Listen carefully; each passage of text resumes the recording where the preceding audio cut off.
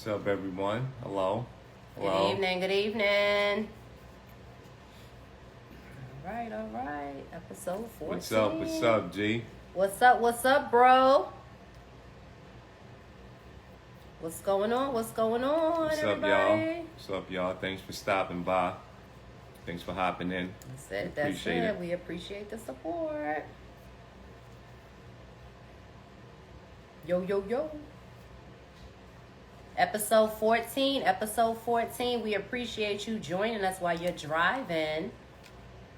Be careful out there Right. while you're driving, though.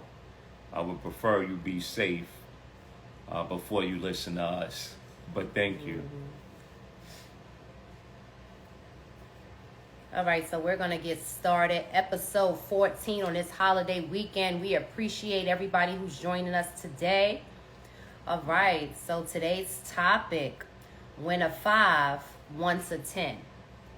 Reality checks in relationships. So last night we had the honor of being on a panel, a relationship panel with Windsor Harris from Love and Marriage of DC. And it was a very nice turnout.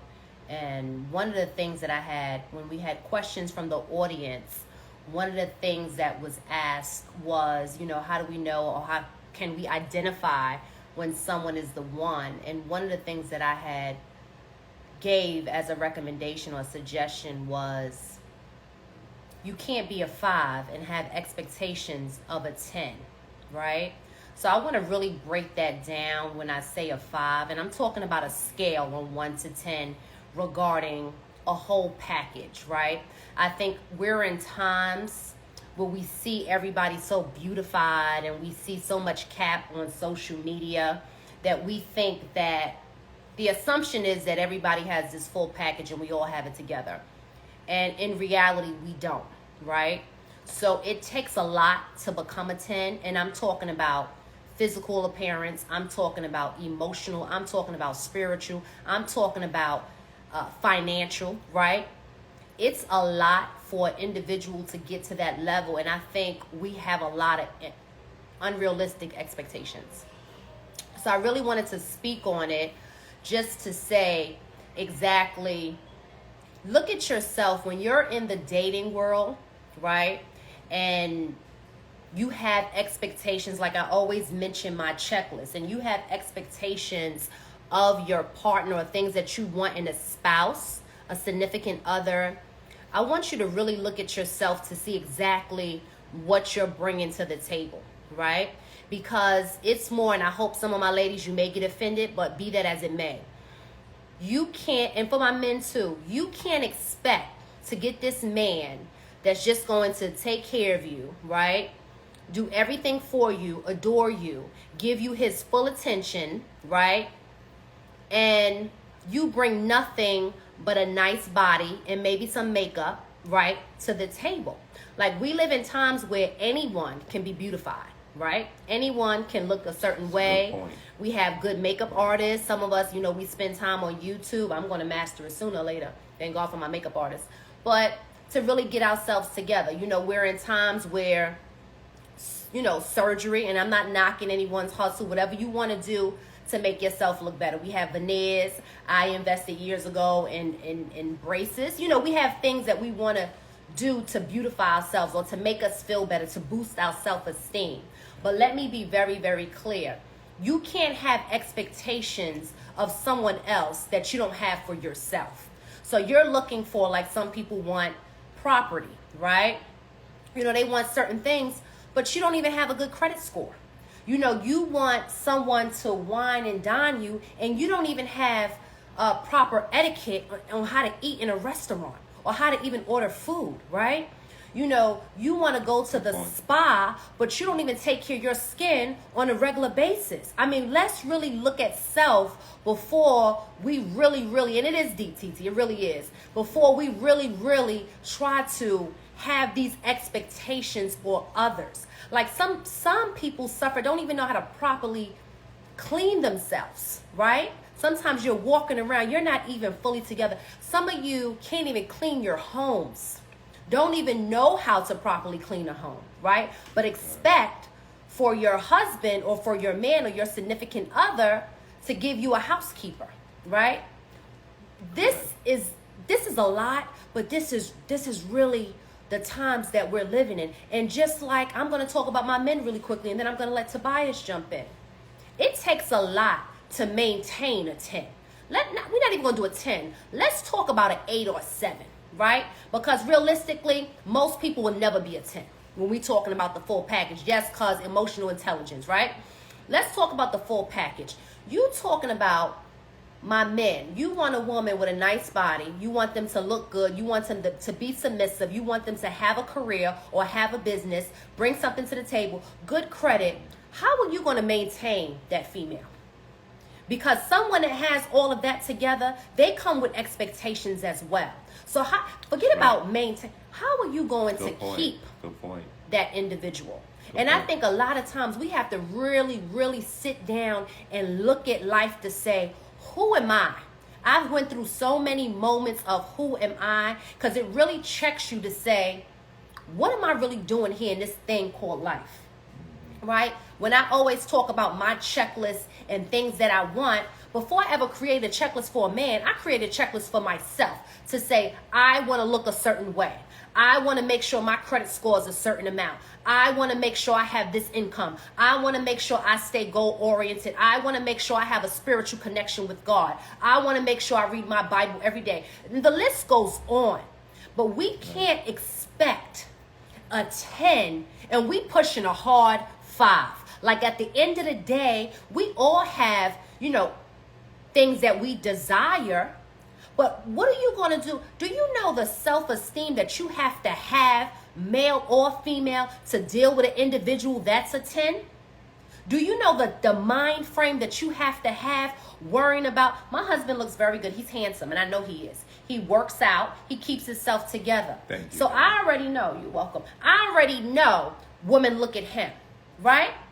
But I ain't no slacker either. But at the end of the day, if I didn't have high self-esteem, my husband goes to the gym every morning, right? I'm not going to sit there and kill myself or, wonder what he's doing, because I already know what it is, and he already know what he's not going to lose, right? But it takes a long time to get there. You have an attractive female, and they have it all together mentally, spiritually, credit-wise, physically. How are you going to maintain her? Because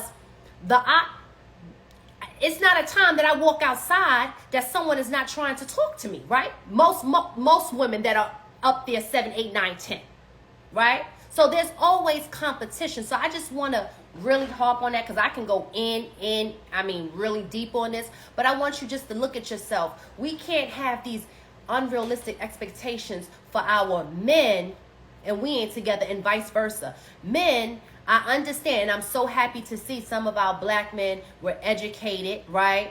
We really have it going on. We're making the 6 figures. Things are working. But stop acting like you here, right? Because you just got there and it took you time to get there as well. So I just want to just go ahead, Tobias, because I could go on and on and on. Yeah, you hit on a good point there. You said realistic expectation. Mm-hmm. And if you're a 5, I want you to understand there's nothing wrong with that. A 5 That's is right. Average. Mm-hmm. A 10 is the top of the scale. Mm-hmm. The issue with this situation, 5s looking for 10s, is that you've never been around a 10. Mm.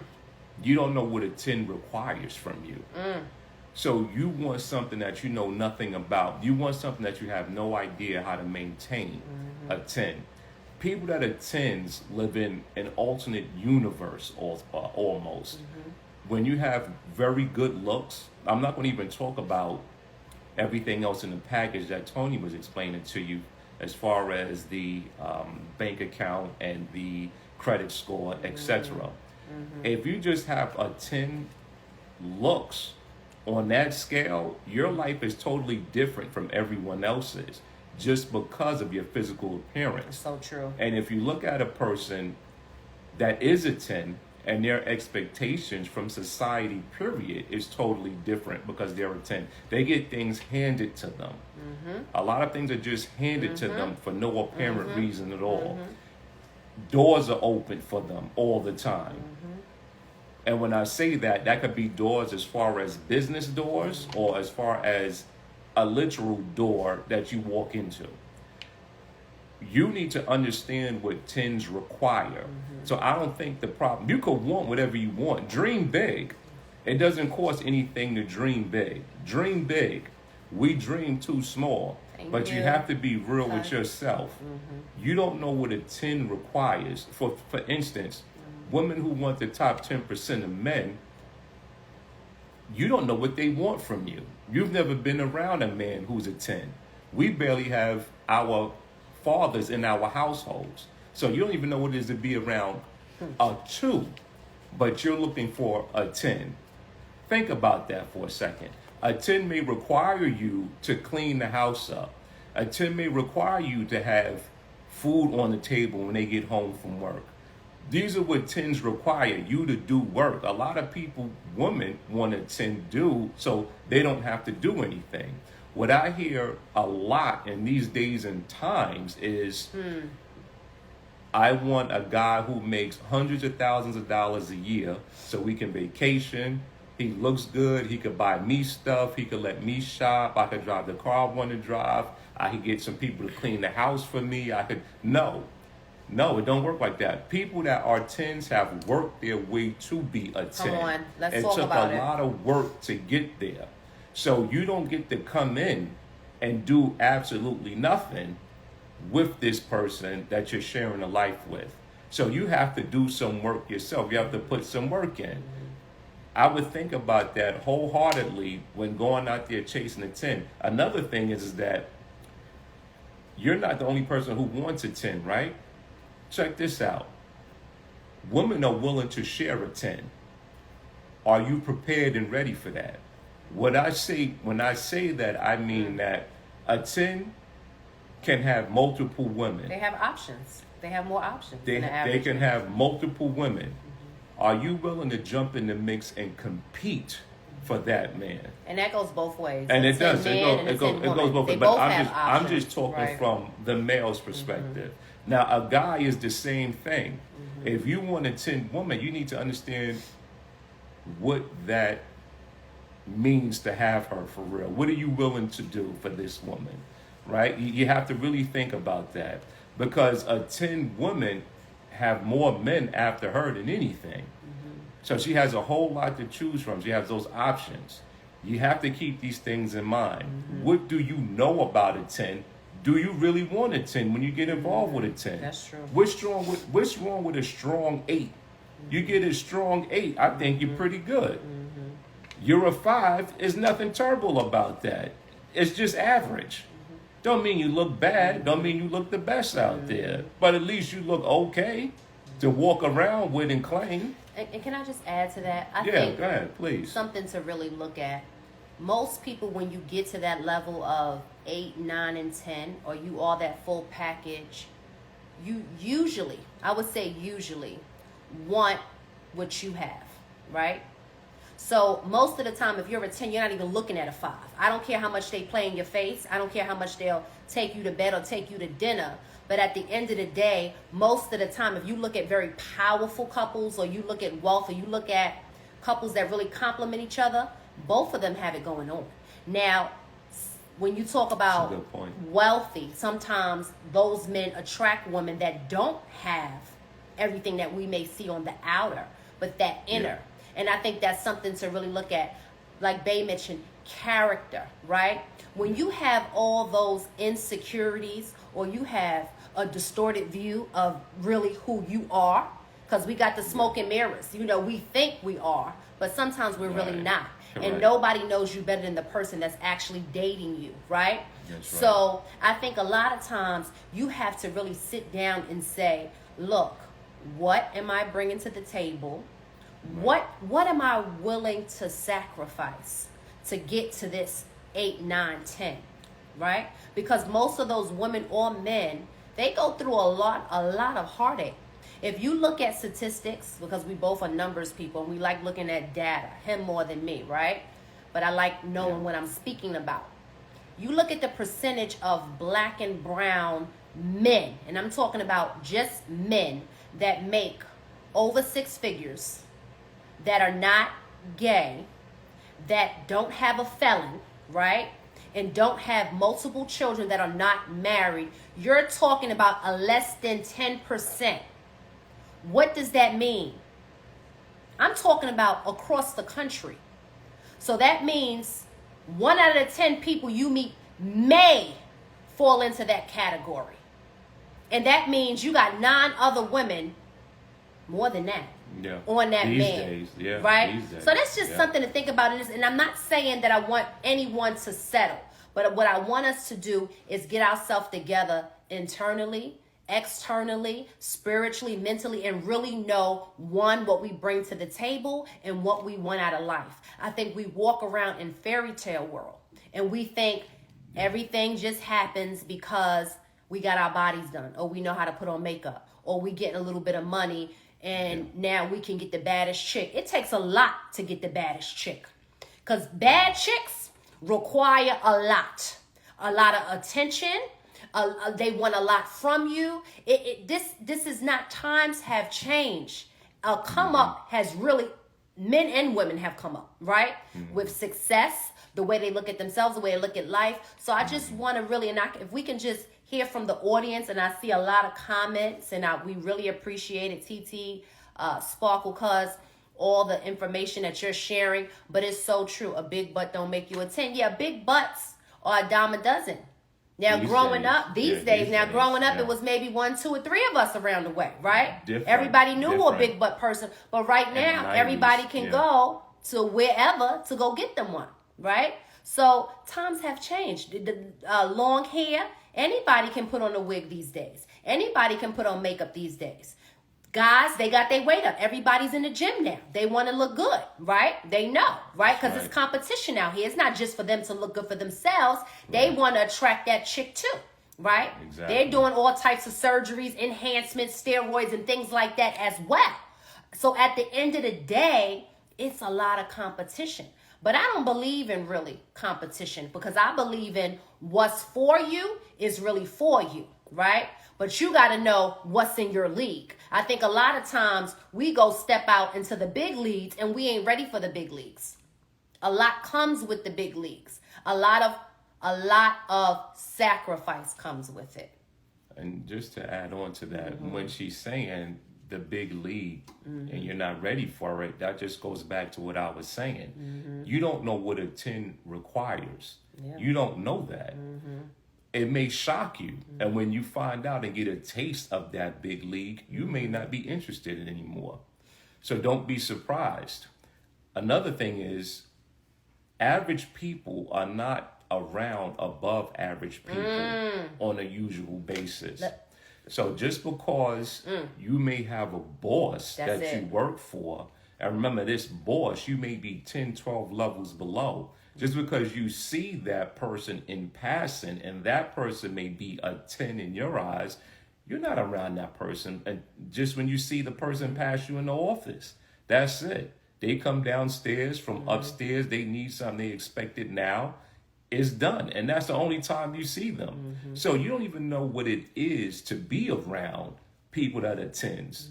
You have no clue. You need to learn what it takes to maintain a 10. Again, if I get a Ferrari and I have no idea what it costs to change the oil, maybe I don't need that Ferrari, because it don't cost the same to change a Honda Civic's oil as it does a Ferrari. It's 2 totally different vehicles, 2 totally different parts, and you have specialized mechanics for a Ferrari. You can have just any Joe Schmo change your Honda Civic oil. So you have to know what it takes to maintain that vehicle, or to maintain that 10 as a person. You know something that I also, reciprocity. My realtors that are on here, right? When you think about that, let's think about relationships thrive on mutual, right? What you put in, you get back out, right? So someone that's a 10, you're not even going to get to your growth potential if you have a 5 with you. And people that are 10s know that. Like, there's no way I'm going to lower my standards, because that's going to take me off my game. It's okay in a growing stage where we're growing to be 10s, but when we're already at that level, I'm not going down.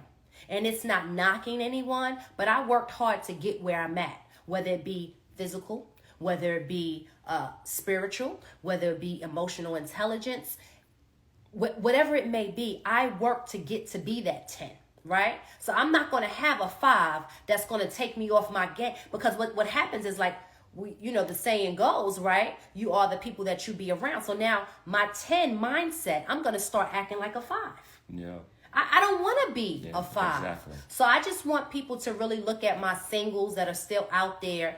Really, 5s do 5s-ish, right? Really look at, nothing wrong with having high expectations, but you have those same expectations of yourself, right? Yeah. If you want someone to have an 800 credit score, I don't need you coming to the table. You can't even co-sign and you in the 6s, because at the end of the day, you can't even help me get to where this next level where we need to be, right? Like Kia said, unequally yoked. And we ain't even there yet, Kia. We're still talking about the dating stage, right? But you're right. But you're very good point. Yeah. Like, you can't expect, I want this man to look like this and I want him to make such and such. And what are you doing? You're going shopping with the money every week? Are you investing in this relationship? Like, you have to really sit back and think about it. But I'm going too far, and we're already at 6:21. We got to get to the marriage mailbox. We got to flip it to the marriage mailbox. I really appreciate you could go in on that all day. Yeah. So we had 2 really, really good questions, and I'm going to start with the first question because the last one is really exciting. So I'm going to do the first question. That's my sister, Kia Pratt? Yes, that's Kia Pratt. Okay. Well, Kia, what's your new last name? No, she has a different last name. Don't kill us because we both forgot. But we love you. We love you, sister. Yes, my girl. We've been friends 24 years. I think it is 22 years. Whatever it has been. But that's our sister. We love you. All right. That being said, the first question is, right? How do you know if your marriage is strong? Very good question. That's a good question. I feel you should know it, but we're here to help you out. Go ahead, Tobias. I'll let you go first. Yeah. You know your marriage is strong when your spouse is willing to pick you over everyone else. I know that's right. Now, this doesn't happen all the time, but when I say pick you, I mean be concerned about what's going on with you. Whether you need a pick-me-up, you're depressed about something, your spouse is there to talk to, these make your marriage strong. These things make your marriage strong. The constant communication, you really know your marriage strong when you understand your spouse is in your corner no matter what. So we all need to have someone in our corner. That part. And when we're married, we have to understand that our spouse is that person in our corner. So you can have a disagreement, an argument with your spouse. Remember, argument, you don't have to necessarily be yelling to be in an argument. Right. But even if you were yelling at your spouse, what happens is here, you can understand that, hey, we went through something, but I know this person is still in my corner. When you know you can go through something like that, or you have disagreements and things of that nature, strong disagreements, but you can always say, you know what, that person's still in my corner. We'll talk about it later. Maybe we don't need to talk now about it. We need to cool off. Our heads need to cool down. But I think that's how you know your marriage is strong. Your partner choosing you when it comes to you needing them. Okay, that's how you know your marriage is strong. But I'm going to let my gorgeous wife go because we're running low on time. I would just add a couple of more things that came to mind. One is you're unbreakable, right? When no one and nothing can come in between your marriage. That's when you know that bond is really strong. And then you know it's strong when there's no issues regarding trust, right? When you can trust that person with everything from your heart to your money. That's when you know there's strength. Respect, how you communicate with each other, right? You don't have to worry about who's around, who's not around. You already know the way that you communicate, right? is respectful, right? You have respect. You're not going to do anything that's going to make your significant other look crazy in these streets, right? That's when you know that respect is really there. And I'm not even talking about infidelity and things like that. I'm just talking about your conduct, your character, how you carry yourself as this person. When you go out and you're a married individual, you don't represent yourself. You are done. You're representing that union, right? So when I go out, I carry myself. My conduct is as Tobias's wife. Regardless of the 50,000 people I know, that I have a husband, and I'm not going to ever do anything to make my husband look crazy in these streets, right? And it will be the same thing for my husband, right? Correct. He's not going to have me looking sideways, right? So that's what I'm talking. That's when you know that your marriage is really strong and you have that. It's the connection, right? It's the connection. And I'm going to touch a little bit about, I don't keep y'all in my business, but I'm going to talk about your intimacy level. And you can lay down with anybody at the end of the day. Once you become an adult, you done had sexual intercourse with several different people, whatever you may have, some of you may have not. But I'm talking to the ones that are real and listening here today with your ear gates, right? We encourage marriage and then sex. Correct. Okay. Right. That's the biblical way. To be clear. So, but the ones that didn't go that route, right? Let's talk about it. At the end of the day, that intimacy level is different when you get to a certain stage. It ain't just sex anymore. You understand what I'm saying? That's another way. And I'm not talking about the ones that play with your head and they screwing everybody else. I'm talking about with your mate. It's a difference, right? So those are some things that I'm going to get into the next question, which I thought was a very good question. All right. And I'm going to let you go first, if you would like. How do you feel about stay-at-home dads? What's your opinion on it? Well, we're in a different time now than we were in the 80s and earlier in the world.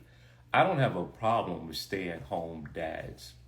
What I have a problem with, I don't have a problem with anyone staying home. I don't care if it's a stay-at-home wife. I don't have a problem with anyone staying home. My problem is when you don't want to do your fair share when you do stay home as a man or woman. What I mean by that is just what I was talking about with the 10 a few minutes ago. Mm-hmm. There's things you should be doing around the house because your spouse is out there working, taking care of the household financially. Mm-hmm. So you need to take care of the household physically. You need to put more physically into the household than this person. When the spouse comes home, they shouldn't come home to a house that's unkept or a home that's unkept. Mm-hmm. Dishes should be washed. The baby should be clean. The baby should be fed. The floor should be vacuumed. Mm-hmm. The clothes should be washed. Things should be available for this person when they come home. Why? Not because you're a slave. It's because you want to make your spouse comfortable when they come home. Mm. You want them to want to come home. Who the heck wants to come home after working for 8, maybe 10 hours a day and their house looks terrible? Mm. Who wants to do that? Now, this is not something that you do every day on your hands and knees, cleaning baseboards and railings all around the house and shutters. And you don't need to do that every day if you just take one day out of the month and go hard and do everything. Maintain it. And then after that is weekly maintenance. Mm-hmm. So if your house, your home is in a state as where it's easier to maintain, I think it's easier for everyone. Now, you can't do this every day, even staying home. I understand that because things come up and things happen. But if you put effort into maintaining, if you're staying home, if you're the person that stays home, if you put in an effort in maintaining the household, it becomes easier as you continue to do it. So I don't have a problem with a man staying home. I don't have a problem with a woman staying home. Why is that? Because if we could teach women to be strong and independent, then we could teach men also to fall back and play a different position. And doesn't mean they're not valued at their position. But when you play a position, play it to your fullest ability. Play the position properly. If you don't, that's where my problem comes in. And then you'll see your spouse problem will come in as well. But I want to let my wife take over because I could say a lot about that. And I have a lot to say on this question too. We know it. We know it. Because there's pros and cons, and I am very old school. But let me be very clear. I like what you touched on regarding the spouse that is working. Now, the question was, and I like that you broke it down with both genders, but I'm going to focus on what the question was regarding the dad. Yeah. And I know we are living in times where roles have been reversed, right? Yeah. But I'm going to keep it biblical and straight 100. Okay. How long are you going to be the stay-at-home parent? Let's talk about that, the stay-at-home dad. Do we have an end date, an expiration date, right? I like the flexibility because that individual, let's say if the wife is the breadwinner and it's probably cheaper looking at childcare reasons for the husband. I would hope that's the case. Why the husband has chose as the man of the house to stay home. It's cheaper to stay home through those couple of years while you're trying to secure childcare, right? Okay. I think it's good that, to have that dad in the house, because some people have said, they've been through, my husband, as far as not having the male figure in the household. So it's good that kids can see that daddy actually can be nurturing and he can do things, right? I think that is excellent. I also think that it does give that spouse that is the breadwinner flexibility to make more money, right?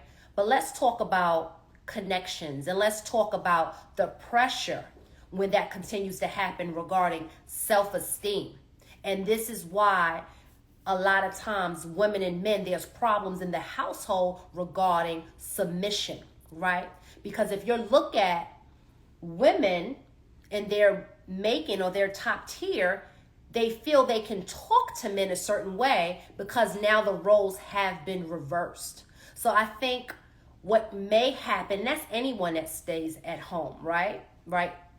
Even with me right now, being home this summer, this has been, I've never been home before, right? So when is the date going to end? You don't want to get into the mode where this is your future. You're just going to continue to stay at home.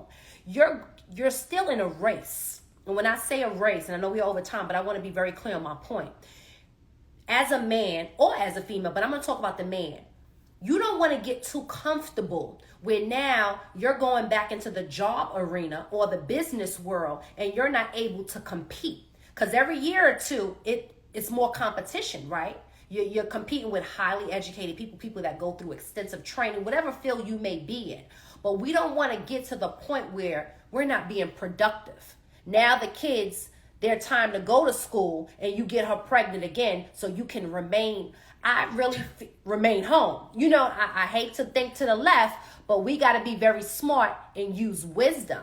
So I want us to really look at, why did we choose? If it's for financial gain and we really want to secure the proper child care and the wife is the breadwinner, by all means. But this is not going to be a long-term thing. It needs to be until such and such happens. I think our men need to be men, and I think that's where it's a respect level because the women feel I'm paying all the bills, I got to do the overtime, I got to open up the business. What do I need a man for? We have to change that. And that's the whole purpose of this podcast because no one is glorifying marriage anymore. Because we feel, a lot of women feel they're making six figures, which 6 figures is not even a lot anymore. Let's be very clear, right? I know you feel good, but don't humble yourself, right? But they feel they're making a certain amount of money. Yeah. They have their advanced degrees. They have the businesses. I don't need a man.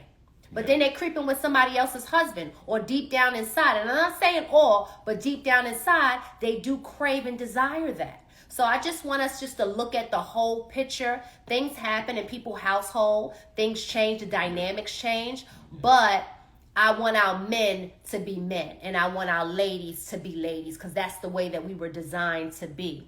So that being said, we are at our time. We went a little over today. But I just want to give a shout out to Winter Harris from Love and Marriage last night. Last night was a very great celebration. The panel, me and my husband really enjoyed ourselves.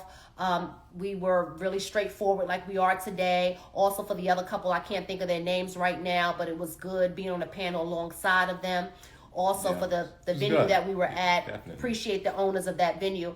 But I also want to give a shout out to my mom, my aunt, my cousins coming from New York, coming from Delaware, our brother George and Miriam, my sister coming from Virginia. We had New York, Virginia, our friends here in Maryland, Mike and Atisha. We appreciate you all, Kim. TT from coming from Delaware. I said Delaware. Oh, Thank did? you. My bad. Thank you. Excuse me.